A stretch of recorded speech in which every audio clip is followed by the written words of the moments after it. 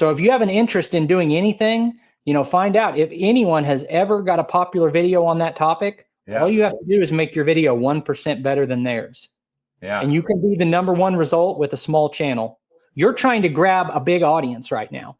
I have 167,000 subscribers, and 90% of my views come from people who are not subscribed. So I have a tendency to think, what is my audience going to think if I do this?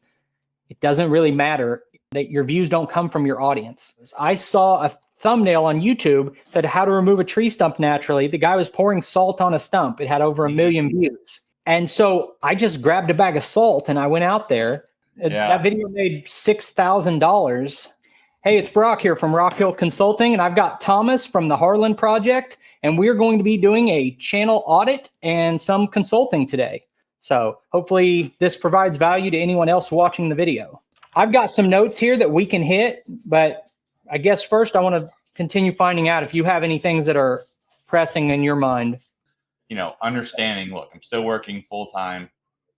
You know, I'd love for this to be something like you're doing, something more. What's a realistic goal for somebody like me? I would focus, how good can I make the next video? Your channel's only as good as the next video. My goal would be to say, no matter what I publish, it gets 1,000 views. You know, clickbait works. I paid to go to an in-person training thing that was like 3 days. And one of the guys who talked had 500,000 subscribers, and he was talking about clickbait, but he gave this hour-long speech about how it's not clickbait. It's providing intrigue as long as some version of that happened in the video. I got a number of comments on there. People were bent out of shape over that. I'm like, come on, man, just take it in context. That's absolutely right. And it's the debate we all have within the creator community is how sensational should I be? You have to be somewhat sensational or you won't compete. You just won't. And if you think about YouTube like any other business, you're trying to break into a competitive industry. You can't be like, here's my stuff or whatever. There has to be. And you just talked about a channel that you enjoy watching. He's a likable guy. He's doing things that are interesting. The world does not care. And that's just the reality. And so you have to make them care. How do you do that? And you showed me your description before where you're making sure you're getting those links in there. Are you putting links in there for like Brock's shopping cart that has 100 things in it? It's a link to that one product. I think the best practices is to also set up a store that is like my favorite products. And then in your video description, you go, here's a link to some of my favorite products. And that's a default. But then when you actually have a product that's specific to that video, put it above everything that's in your default, and then put it as a comment and pin the comment.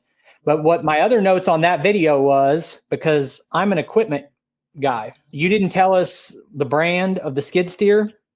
You kind of was like, I said, don't assume that your viewers know anything about you or your equipment or your past videos. So I try to summarize the history of this product on my channel within 20 seconds. I say, a lot of you guys probably know that I've got this ASV mini skid steer. It's only got 500 pounds of lift capacity. I hung 200 pounds on the back of it, and now we're going to see if the lift goes from 500 to 700. Yep, and you did that at the end, and that was the right thing to do. The idea is that as I'm going through a project, like I'm moving dirt for 2 hours, say, while I'm moving that dirt, and this is going to be 5 minutes in the video, during this footage of me moving the dirt, which was one of the other videos of yours I watched, I want some points in the middle of that where I talk. So what am I going to say? So that's when I walk up to the camera and I talk, and these are things that can be used as a voiceover. But if you can put those teases earlier, because statistically, 20% of your audience saw that at the end. Now, those are your best viewers, and maybe they're the only ones who are going to go watch. But I always try to think, tease that the value in the video hasn't happened yet. Like tease that you have a follow-up video or whatever. And I want to talk about the one I didn't like. And it's because I felt like you recorded 3 good videos and you put them into one and didn't tell any of the good stories that were in there. Okay. So your scissor lift video. Yes. You did a whole bunch of things. And when you got it stuck in the mud and you were trying to pull it out, and there was a whole story in trying to use a scissor lift in dirt, and I got a rental stuck. Or would a ladder have been better? There could have been a whole thing that someone who's thinking about renting a scissor lift might want. There was also a thing about you have some type of a carport or a shed or a shop that was a lot less expensive than a pole barn. And you like were talking about different ways to recover that. To me, that's its own story. I saved $500 covering my thing with this tarp. Like that was a story, but no one saw it. Or if someone wanted to know what's the cheapest way to cover my car in my yard, you didn't give them a way to know that story was in there. And then you had the video, the section about the roll-up door. Yeah. Well, my son was helping me, and I had him back the tractor out of the garage. I didn't push the door all the way up. Yeah. And it was my fault, but he backed the ROPS right into it. So that's a bummer, right? And if I had known at the time, I would have made a video like we crushed my door. I wasn't far enough along to know that would have been a great video. We didn't do it. But what I did was I had to order replacement panels, and I've got a video on how to replace garage door panels that has, I don't know, 50,000 views or something. And I don't know anything about garage door panels. So I felt like that could have been a video. So 56,000 people watched that repair, and that video got me 55 subscribers, made $600. It like paid for the repair. And so when I watched that, I was like, there could have been a video about how to fix a roll-up door. There could have been a video about off-road use of a scissor lift. Yeah. And your title and thumbnail had some intrigue of like, well, what about this? And it had some level of interest, but it was so long, no one knew those stories were in there. No, that's really good. You know what's funny about that? That low cost canopy, I call it my poor man's pole barn. I looked at that and I thought, nobody's gonna have an interest in that. Like, I'm not gonna bother really filming me doing anything with that. So if I looked, the way I would think about it is I would just look at cheap. Is it a carport? Yeah, you call it a carport. So cheap carport. This is, I don't know what they're doing in that video. They built that 2 million views, but this is like a cheap carport, 360,000 views. This is my friend Ed. I talk to him all the time.